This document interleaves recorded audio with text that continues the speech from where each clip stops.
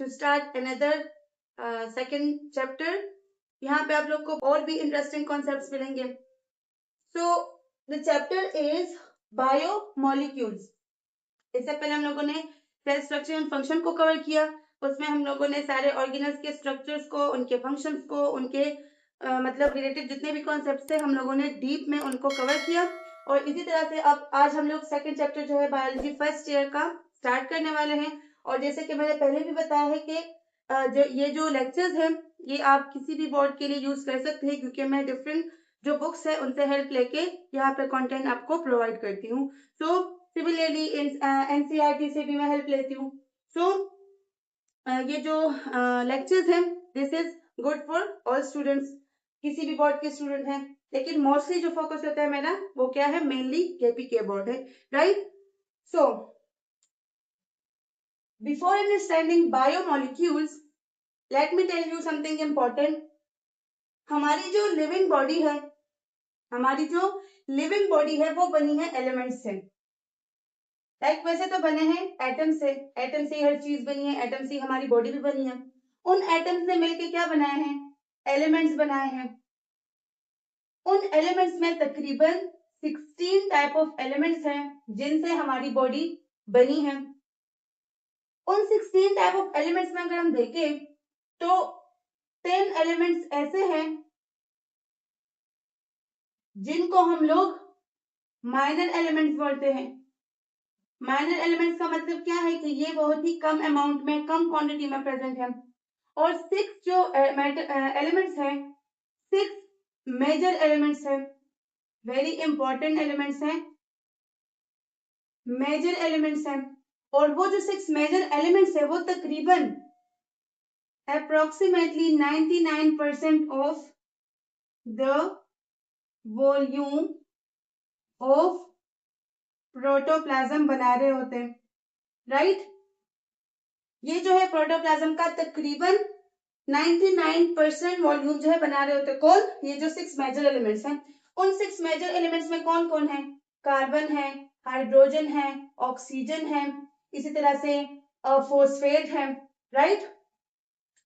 तो ये जो 6 मेजर एलिमेंट्स हैं इनमें भी मोस्टली एबंडेंट कौन कौन से प्रेजेंट है, कार्बन, हाइड्रोजन, ऑक्सीजन, फॉस्फेट, इसी तरह से सल्फर है, राइट. और जो 10 है वो माइनर एलिमेंट्स हैं, वो फिर जिंक हो गया, इसी तरह से मैंगनीज हो गया, आयरन हो गया. तो वो हमारी बॉडी में लेस अमाउंट में प्रेजेंट होते हैं. इसका मतलब ये नहीं कि अगर वो लेस में है तो उनकी जरूरत ही नहीं है.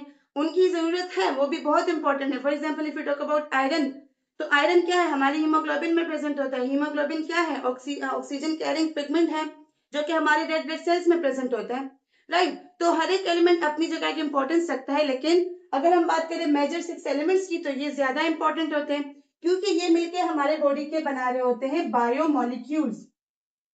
ये क्या बना रहे होते हैं हमारी बॉडी के मिलके, बायोमोलिक्यूल्स. मतलब सिंपली मॉलिक्यूल्स बना रहे होते हैं. क्लियर. अब उन मॉलिक्यूल्स में क्या क्या आता है, मतलब जो ये बना रहे होते हैं. फॉर एग्जाम्पल अगर हम इन तीनों की बात करें तो ये बनाते हैं, इसमें एक नाइट्रोजन भी है. इसमें अगर यहाँ पे हम बात करें तो प्रोटीन्स बनाते हैं, ये कार्बोहाइड्रेट्स बनाते हैं, लिपिड्स बनाते हैं, राइट. और इन मॉलिक्यूल्स को फिर हम लोग बायोमोलिक्यूल का नाम क्यों कहते हैं, मतलब इनको हम लोग बायोमोलिक्यूल का नाम क्यों देते हैं, क्योंकि बायो मीन्स लाइफ.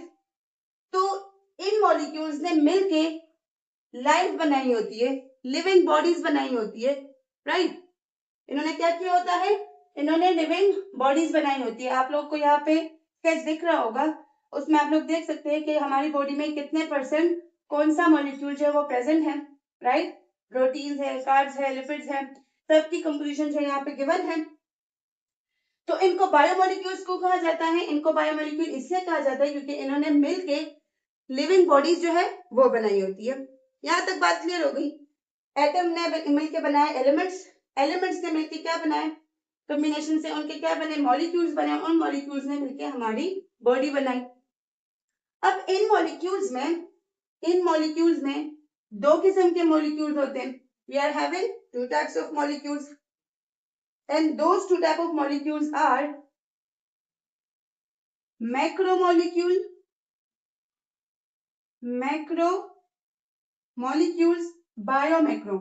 बायो का वर्ड यहाँ पे आपने लगाना है, ठीक है, क्योंकि हमारी बॉडी जो है वो इनसे बनी है, तो बायो का वर्ड आपने मस्त लगाना है। इसी तरह से बायो माइक्रोमोलिक्यूल्स,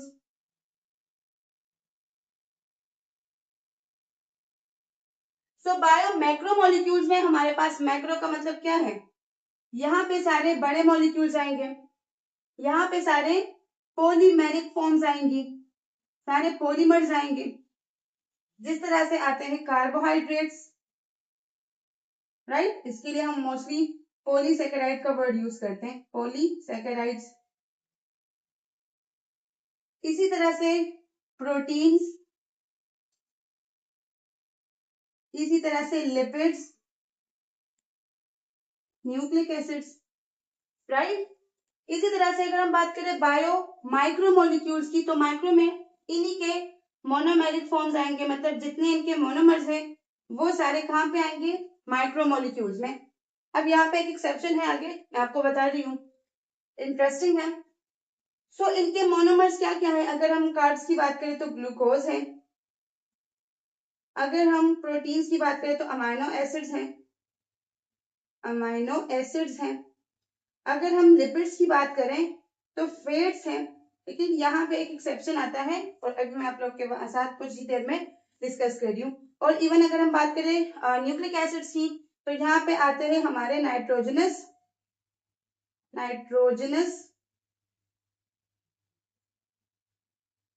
बेसिस,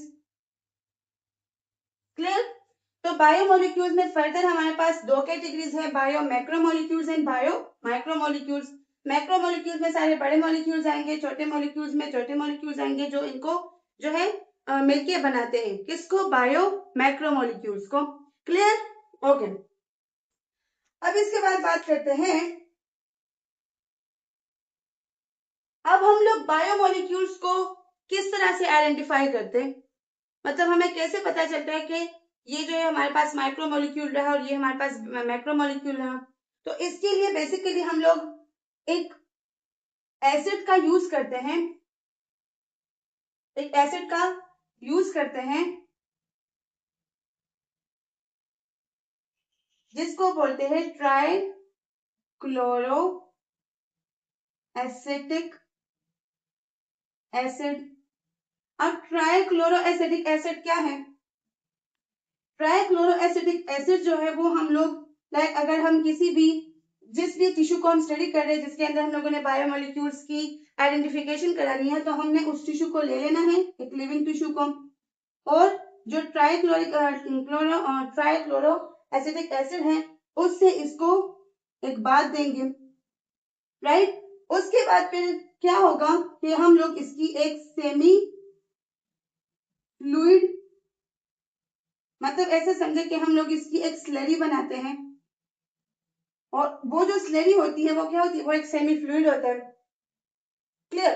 अब उस सेमी फ्लूइड को जब हम लोग फिल्टर करते हैं, इस तरह से वो चलनी होती है ना, उससे जब हम इसको फिल्टर करेंगे, तो जैसे ये हुआ हमारे नीचे एक मतलब एक जार हुआ, और ये हुआ हमारा वो फिल्टर, जैसे हम लोग चीजों को फिल्टर कर रहे हैं, तो कुछ मॉलिक्यूल्स जो है वो यहाँ पे नीचे फिल्टर हो जाएंगी, नीचे आ जाएंगी, जिसको हम कहेंगे फिल्ट्रेट, जिसको हम कहेंगे फिल्ट्रेट, और कुछ जो है वो इस चलनी में ऊपर रह जाएंगी, इसको हम बोलते हैं लेफ्ट ओवर,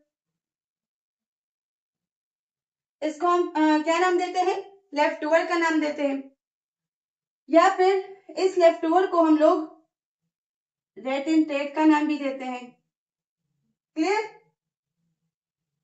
रेटिनटेट का नाम भी देते हैं। अब जो मॉलिक्यूल्स यहाँ पे एज ए लेफ्ट ओवर हमारे पास बच गए, ऐसे मॉलिक्यूल जो है वो कौन से मॉलिक्यूल्स होते हैं, ऐसे मॉलिक्यूल्स को हम लोग बायो मैक्रोमोलिक्यूल का नाम देंगे, बायो मैक्रोमोलिक्यूल का नाम देंगे, क्योंकि बड़े मॉलिक्यूल्स है ना, बायो मैक्रो मॉलिक्यूल का नाम देंगे, बड़े मॉलिक्यूल्स है इसी वजह से ये फिल्टर नहीं हुए नीचे की तरफ, ये छोटे मॉलिक्यूल्स है इसी वजह से ये फिल्टर हुए, तो इसको हम लोग बायो माइक्रोमोलिक्यूल का नाम देंगे, ये मैक्रो हुए और ये माइक्रो हुए। ये क्या है? Bio micromolecules. क्लियर? इसके अलावा हमें एक और भी बात पता चलती है कि हमने यहाँ पे क्या यूज किया था? एक एसिड यूज किया था। तो ये जो मॉलिक्यूल्स थे, जो बायो मैक्रोमोलिक्यूल्स थे, ये एसिड में डिसॉल्व नहीं हुए, दैट्स व्हाई हम इसको क्या कहेंगे? Acid insoluble, acid insoluble molecules. और ये एसिड में डिसॉल्व हुए तभी ये नीचे की तरफ फिल्टर हुए, तो इनको हम बोलेंगे एसिड सॉल्युबल।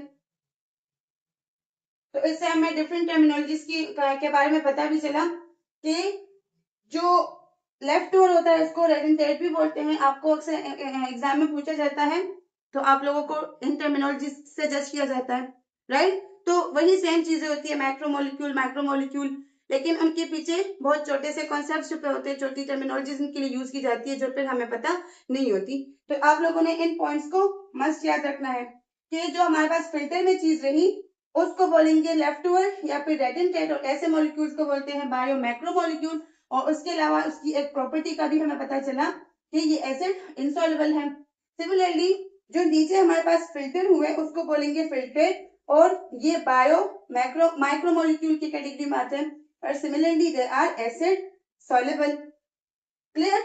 तो इसी तरीके से हमें फिर मॉलिक्यूल्स का आइडेंटिफिकेशन होता है कि कौन से जो है वो हमारे पास माइक्रोमोलिक्यूल है और कौन से हमारे पास बायो माइक्रोमोलिक्यूल है और कौन से हमारे पास बायो मैक्रोमोलिक्यूल्स है। होपफुली आप लोगों को इन चीजों की अच्छे से समझ आ गई होगी। तो हम लोगों ने क्या डिस्कस किया कि एलिमेंट्स जो है वो मिलकर मॉलिक्यूल्स बनाते हैं। बायो मॉलिक्यूल इसको इसलिए बोलते हैं क्योंकि they are making up life, they are making living organisms. आप लोगों ने कंक्लूजन में इसका कंक्लूजन जो आपको टेबल में दिख भी गया। इसके बाद फिर बायो माइक्रो और मैक्रो के बीच हम लोगों ने कुछ डिफरेंसेस देखी और फिर उसके आइडेंटिफिकेशन को समझ लिया कि किस तरह से हम इसकी आइडेंटिफिकेशन करेंगे। अब इसके अलावा अगर बात करें तो हमारी बॉडी में बनते हैं मेटाबोलाइट्स। जब होता है मेटाबॉलिज्म, मतलब डिफरेंट जो एक्टिविटीज होती है उनके रिजल्ट्स में क्या बनते हैं? मेटाबोलाइट्स बनते हैं। अब उन मेटाबोलाइट्स, एक छोटा सा कॉन्सेप्ट है इसके related, so that's why I thought कि मैं आप लोगों से शेयर करूं। क्या बनते हैं? मेटाबोलाइट्स बनते हैं। इन्हीं बायोमोलिक्यूल से रिलेटेड है क्योंकि इन्हीं बायोमोलिक्यूल की क्या होती है? मेटाबॉलिज्म होती है। मेटाबॉलिज्म के रिजल्ट में बनते हैं मेटाबोलाइट्स, राइट? और उस मेटाबोलाइट्स में दो किस्म के मेटाबोलाइट्स बनती है। उस मेटाबोलाइट्स में दो किस्म की मेटाबोलाइट्स बनती है। फर्स्ट वन है प्राइमरी मेटाबोलाइट्स,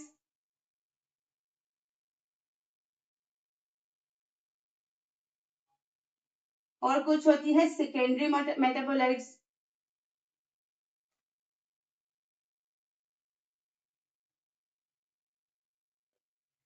सो अगर हम बात करें प्राइमरी मेटाबोलाइट्स की, अगर हम बात करें प्राइमरी मेटाबोलाइट्स की, तो प्राइमरी मेटाबोलाइट्स में हमारे पास जो चीजें बनती है वो यूजफुल होती है, बॉडी को रिक्वायर्ड होती है, राइट? जैसे कि अगर हम बात करें तो इसमें हमारे पास बनते हैं अमाइनो एसिड्स, अल्कोहल बनता है, राइट? इसी तरह से उसकी अगर हम बात करें इन केस ऑफ ग्लूकोज वगैरह बनते हैं। तो ये सारी चीजें क्या है? ये हमारे लिए जो है यूजफुल होती है। इसी तरह से अगर न्यूक्लिक एसिड के केस में हम कहें तो न्यूक्लियोटाइड्स बनती है। So these all are primary metabolites. और ये प्राइमरी मेटाबोलाइट्स जो है वो बहुत इंपॉर्टेंट होती है, बहुत इंपॉर्टेंट होती है बॉडी के ग्रोथ के लिए, उसके डेवलपमेंट के लिए। तो यस, प्राइमरी जो मेटाबोलाइट्स है वो बाकी ऑर्गेनिजम्स में भी बनते हैं और हमारे बॉडी के अंदर भी बनते हैं। But if you talk about secondary metabolites, तो सेकेंडरी मेटाबोलाइट्स प्लांट्स आपको, मतलब प्लांट्स बनाते हैं, ये फंजाई भी बनाते हैं, राइट? बाकी जो ऑर्गेनिजम्स है वो भी बनाते हैं, लेकिन हमारी बॉडी में सेकेंडरी मेटाबोलाइट्स की फॉर्मेशन जो है वो नहीं होती। हमारी बॉडी में जो है सेकेंडरी मेटाबोलाइट्स की जो फॉर्मेशन है वो नहीं होती, क्योंकि ये हाईली, मतलब बहुत ज्यादा एनर्जी कंज्यूम करके ये मेटाबोलाइट्स बनते हैं, राइट? और हमारी बॉडी को उसकी जरूरत नहीं होती जो मेटाबोलाइट्स है, क्योंकि हमें ऑलरेडी एनर्जी जो है, जो बाकी ऑर्गेनिजम्स हैं और वो मेटाबोलाइट्स बना रहे हैं तो उससे हमें ऑलरेडी एनर्जी मिल रही है। सो हमारी बॉडी को जरूरत नहीं है कि ज्यादा एनर्जी जो है वो यूज करें और सेकेंडरी मेटाबोलाइट्स बनाए। जैसे कि अगर हम प्लांट्स में बात करें, प्लांट्स में मेटाबोलाइट्स बनते हैं। प्लांट्स में अगर हम बात करें मॉर्फिन की, अब बाकी ऑर्गेनिजम्स में क्यों बनते हैं? बाकी ऑर्गेनिज्म में भी इसीलिए बनते हैं कि उनको यूज करके ह्यूमन वेलफेयर, उन्हीं को टारगेट किया जाता है और ह्यूमन वेलफेयर के लिए यूज किया जाता है। इसीलिए हम कहते हैं ना कि अल्लाह अलमाइटी ने हर चीज जो है वो बहुत एक तरीके से बनाई है। प्लांट्स जो है या जो बाकी ऑर्गेनिजम्स हैं वो सेकेंडरी मेटाबोलाइट्स क्यों बनाते हैं? क्योंकि उससे हमें ही फायदा पहुंचता है। कैसे? जैसे कि आप यहाँ पे अगर देखें, प्लांट बनाता है मॉर्फिन। प्लांट से मतलब हमें मिलता है मॉर्फिन। जो पॉपी प्लांट है ना, उससे क्या मिलता है? मॉर्फिन मिलता है। और ये मॉर्फिन जो है ये टैबलेट्स में, पेन किलर्स में, पेन रिलीफ के लिए यूज होता है मॉर्फिन जो है। तो ये एक सेकेंडरी मेटाबोलाइट है, लेकिन आप इसकी इंपॉर्टेंस का अंदाजा आपको हो गया होगा that how much it is important कि ये टैबलेट्स में as a pain reliever use होता है। Similarly if you talk about fungi, तो फंजाई क्या बनाता है? पेंसिलिन। अब पेंसिलिन तो शायद आप लोगों को पता ही होगा कि ये एक इम्पॉर्टेंट सेकेंडरी मेटाबोलाइट है जो कि मेडिसिन के लिए यूज होता है, राइट? एंटीबायोटिक्स में यूज होता है। सो इस किस्म के जो सेकेंडरी मेटाबोलाइट्स है वो बाकी ऑर्गेनिजम्स बनाते हैं, लेकिन हम नहीं बनाते और हमें जरूरत भी नहीं होती। बाकी ऑर्गेनिजम्स इसलिए बनाते हैं कि वो मतलब उनके जो सेकेंडरी मेटाबोलाइट्स हैं तो वो इकोलॉजिकली हेल्प कर रहे होते हैं बाकी ऑर्गेनिजम्स के लिए, ठीक है? मतलब क्या होते हैं? वो साइड प्रोडक्ट्स होते हैं। तो साइड प्रोडक्ट्स के तौर पे वो क्या कर रहे थे? इकोलॉजिकल बैलेंस में हेल्प कर रहे होते हैं। इसके अलावा फ्लेवरिंग के लिए यूज होते हैं, मेडिसिन में यूज होते हैं, क्लियर? या फिर इसके अलावा अगर हम बात करें तो और इसमें क्या ही हो सकता है? मेडिसिन में यूज होते हैं, इकोलॉजिकल बैलेंस को सपोर्ट करने के लिए जो है यूज होते हैं। या इवन इसमें ऐसे भी जो कंपाउंड्स हैं बनते हैं कि वो पॉइजनस होते हैं और वो रिक्वायर्ड नहीं होते, लेकिन एज अ बाय प्रोडक्ट, जिस तरह हमारे सेल में इफ यू रिमेम्बर हमने बात की थी कि पेरोक्साइड्स बनते हैं, तो उन पेरोक्साइड्स के लिए फिर क्या होते हैं? एंजाइम्स प्रेजेंट होते हैं जो उसकी फर्दर ब्रेकडाउन करते हैं। तो सेल को पेरोक्साइड्स रिक्वायर्ड नहीं है, तब वो क्यों बन रहे हैं? तो वो इसलिए बनते हैं क्योंकि मेटाबॉलिज्म का प्रोसेस होता है और उनको एज अ बाय प्रोडक्ट बनना होता है। तो इनमें भी जो बाय साइड प्रोडक्ट्स बनती है या बाय प्रोडक्ट्स बनती है, ज्यादातर उसमें यूजफुल होती है, लेकिन कम जो है वो पॉइजनस भी अक्सर बन जाती है। तो यहाँ तक सारी पॉइंट्स क्लियर हो गई आपको? माइक्रोमोलिक्यूल के बीच डिफरेंस समझ आ गया? अच्छा, ये फेट्स वाली ये बात हमने डिस्कस नहीं की। देखिए, फेट्स जो है ना, फेट्स को मैंने यहाँ पे लिखा है बायो माइक्रोमोलिक्यूल में, but it is not included in bio micromolecule, it is included in bio macromolecule. Now why? हम लोग जब ट्राइक्लोरोएसिटिक एसिड में टिश्यू को बांध देते हैं तो होता क्या है? टिश्यू क्या है? ग्रुप ऑफ सेल है ना? Tissue is a group of cell. तो उन सेल्स का जो सेल मेम्ब्रेन होता है, उन सेल का जो सेल मेम्ब्रेन होता है, वो सेल मेम्ब्रेन रैप्चर होना शुरू हो जाता है। वो सेल मेम्ब्रेन रैप्चर होना शुरू हो जाता है, राइट? वी नो कि सेल का जो मेम्ब्रेन है वो किससे बना है? फॉस्फोबाइलिपिड है, दो लिपिड के लेयर से बना है। तो वो जो वहां पे लिपिड के मॉलिक्यूल्स होते हैं वो क्या करते हैं? उनकी इस तरह से मतलब बाकी जो चीजें हैं वो तो उनकी ब्रेकडाउन हो जाती है, लेकिन यहाँ पे अगर बात करें लिपिड्स की, तो लिपिड्स क्या करते हैं कि ये हमारे पास छोटे छोटे वेसिकल्स बना लेते हैं। ये हमारे पास क्या बनाते हैं? छोटे छोटे वेसिकल्स बनाते हैं। मतलब ये हुआ सेल का सेल मेम्ब्रेन, और ये सेल मेम्ब्रेन क्या हो जाता है? छोटे छोटे वेसिकल्स में कन्वर्ट हो जाते हैं। तो इन छोटे छोटे वेसिकल्स में अगर आप लोग देखें तो यहाँ पे सिंगल फेट मॉलिक्यूल नहीं होता, यहाँ पे सिंगल फेट मॉलिक्यूल नहीं होता, यहाँ पे बहुत सारे like group of fat molecules, group of fat molecule जो है वो कंबाइन होते हैं। Group of fat molecules combine होते हैं तब वो वेसिकल्स बनते हैं। तो ये जो फेट्स होते हैं ये भी हमारे पास जो लेफ्ट ओवर होता है उसमें रह जाते हैं, राइट? हमने जो चलनी बनाई थी ना जिसमें सारे बायो मैक्रोमोलिक्यूल्स होते हैं वो रह चुके थे, तो उसी में से हमारे पास जो फैट्स हैं वो भी आ जाते हैं इस लेफ्टओवर में या इस रिटेंटेट में। वो जो फैट्स होते हैं वो भी फिल्टर नहीं हो पाते, और रीजन मैंने आपको बता दिया। अगर एक सिंगल लिपिड मॉलिक्यूल होता तब ठीक है, फैट मॉलिक्यूल होता, लेकिन यहाँ पे फैट का सिंगल मॉलिक्यूल नहीं होता। मैंने आपसे कहा ना कि जब ये रैप्चर होना शुरू हो जाता है तो ये क्या कर लेते हैं, ये वेसिकल्स बनाए थे छोटे छोटे, और इन वेसिकल्स में फिर आपको सिंगल फैट मॉलिक्यूल नहीं मिलता है, इसमें बहुत ज्यादा फैट के मॉलिक्यूल्स होते हैं। तो अगेन आपको सिंगल मॉलिक्यूल तो नहीं दिखेगा, बहुत सारे मॉलिक्यूल्स होते हैं। और फिर इंपॉर्टेंट बात ये कि उन्होंने एक क्लोज स्ट्रक्चर बनाया होता है, एक वेसिकल बनाया होता है, आपको मॉलिक्यूल के फॉर्म में नहीं दिखते, उन्होंने पूरा एक क्लोज स्ट्रक्चर बनाया होता है। तो ये थी फैट्स की कहानी कि इसको हम लोग बायो मैक्रोमोलिक्यूल में ऐड नहीं करते, बल्कि ये हमारे पास बायो मैक्रोमोलिक्यूल में आता है, क्योंकि यहाँ पे डेटिंग में रह जाता है या लेफ्ट ओवर में रह जाता है। क्लियर? तो इसी तरह से ये भी क्या है, एसिड इनसॉल्युबल है। यहाँ तक सारी पॉइंट्स क्लियर हो गई? If you have any doubt, let me know in the comment section, or even any confusion with primary and secondary metabolites. So let me know.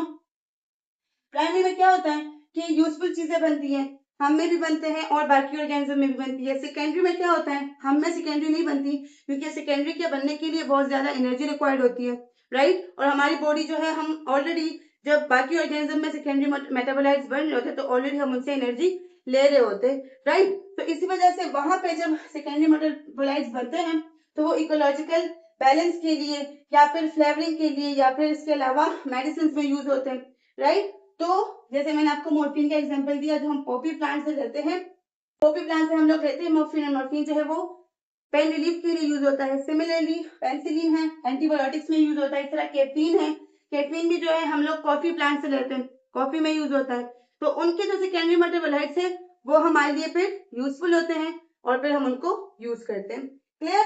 तो इसमें से इंपॉर्टेंट पॉइंट्स नोट कर लें।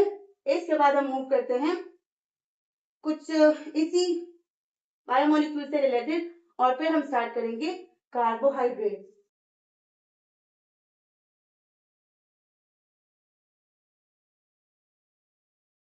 अब इसी बायोमोलिक्यूल से रिलेटेड एक छोटे से टॉपिक को डिस्कस करते हैं। मतलब हमारा जो मेटाबॉलिज्म है उसके फर्दर टू टाइप्स हैं। इन्हीं बायोमोलिक्यूल्स का जब मेटाबॉलिज्म होता है, कौन कौन से? कैटाबॉलिज्म और एनाबॉलिज्म।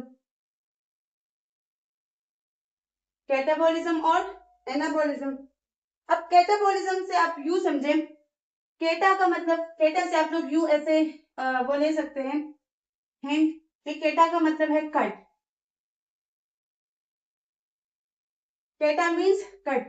तो यहाँ पे क्या होंगे, जो पॉलीमर्स हैं, जो बड़े बड़े पॉलीमर्स हैं, उनकी डिवीजन होगी किसमें? मोनोमर्स में। वो छोटे छोटे मोनोमर्स में कन्वर्ट होंगे, उनकी कटिंग होगी। सिमिलरली एनाबॉलिज्म में क्या होता है? एनाबॉलिज्म में छोटे छोटे मोनोमर्स कंबाइन होके बनाते हैं पॉलीमर्स। एक दूसरे के बिल्कुल ऑपोजिट प्रोसेसेस हैं। अब अगर पॉलीमर्स की डिवीजन हो रही है मोनोमर्स में, तो इसमें हम लोग सिंपली एग्जांपल ले सकते हैं रिस्पायरेशन का। रिस्पायरेशन का एग्जांपल ले सकते हैं ना, कि रिस्पायरेशन जो है वो, उसमें क्या होता है, पॉलीमर्स की ब्रेकडाउन जो वो मोनोमर्स में होती है। सिमिलरली अगर हम एनाबॉलिज्म की बात करें तो एनाबॉलिज्म में फोटोसिंथेसिस, एनाबॉलिज्म में फोटोसिंथेसिस, राइट? सो इनसे रिलेटेड जो है मेटाबॉलिज्म होता है इन्हीं बायोमोलिक्यूल्स का, जिसमें कैटाबॉलिज्म एनाबॉलिज्म जो है दो डिफरेंट टाइप्स हैं। एक में जो है ब्रेकडाउन होगी चीजों की, दूसरे में चीजें कंबाइन होके बड़े मॉलिक्यूल्स बनाएंगे। सो ये एक छोटा सा इंट्रोडक्शन था बायोमोलिक्यूल्स के बारे में। होपफुली आप लोग को इससे कॉन्सेप्ट जो है वो मिल चुका होगा। नेक्स्ट लेक्चर में हम लोग बाकायदा कार्बोहाइड्रेट्स का स्टार्ट लेंगे, कार्बोहाइड्रेट्स को डिस्कस करेंगे डिटेल में।